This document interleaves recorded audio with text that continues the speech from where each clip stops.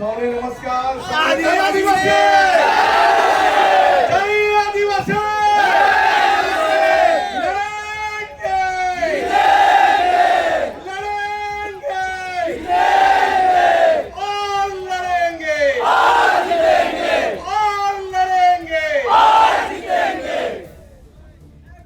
આપણા સમાજનું એક મોટું વાચિંત્ર છે આપણા હાથમાં, ખબર ને?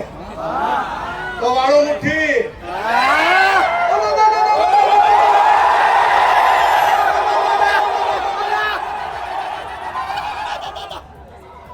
આપણે આદિવાસી સમાજ એટલે એક એવો સમાજ આ દુનિયામાં છે એ કોઈના બાથી ડરતો બી નથી.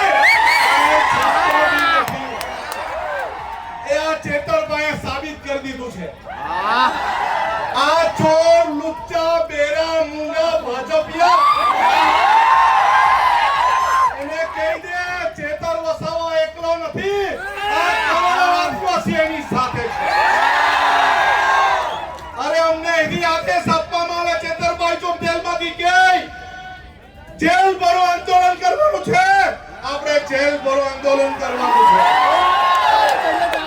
ગુજરાતમાં એવી કોઈ જેલ નહીં મળે જે 1 કરોડ આદિવાસીને જેલમાં મૂકી હતી. અને અમારે પોલીસને કહેવાનું છે આદિવાસી સમાજને બાજી મૂળિયા ગણવાનું બંધ કર.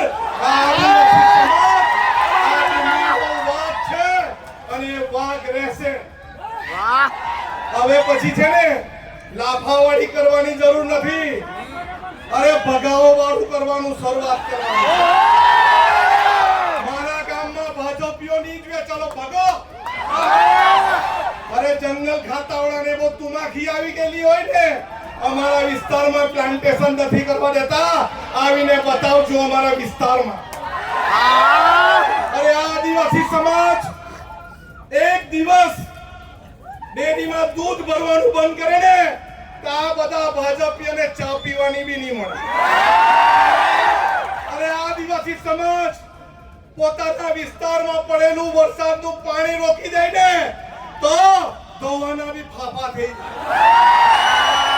આપણે એક રહેવાનું છે. પાર્ટી પક્ષમાં જ્ઞાતિના ફાટામાં ફટવાનું નથી, બટવાનું નથી, વંચાવવાનું નથી.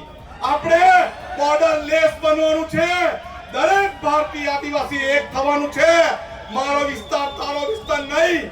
જ્યાં પણ કોઈને તકલીફ પડે, મહારાષ્ટ્રમાં લતીભાઈને તકલીફ પડે તો આપણે સૌએ ત્યાં જઈને એને સહકાર આપવાનો. આપણા વિસ્તારના દરેક લોકોને મારે અપીલ છે કે આ વર્ષાબેન એના કુટુંબની જવાબદારી એક ભાઈ તરીકે આપણી છે કે નહીં? અને પોલીસ વાળા, અહીંના પોલીસ વાળાને બી કહેવા માંગુ છું, તમારામાં તાકાત હોય ને આવનારા દિવસોમાં જેલ ભરો આંદોલન કરવાના, ત્યારે અમને અટકાવજો. અમે લડવા બી તૈયાર છે, મરવા બી તૈયાર છે, તૈયાર નથી. આપણે કદી ઝૂક્યા નથી અને ઝૂકશું પણ. દરેક હાથ ઊંચો કરીને કેવું, આપણે સૌ હાથ ઊંચો કરીને કેવું બધા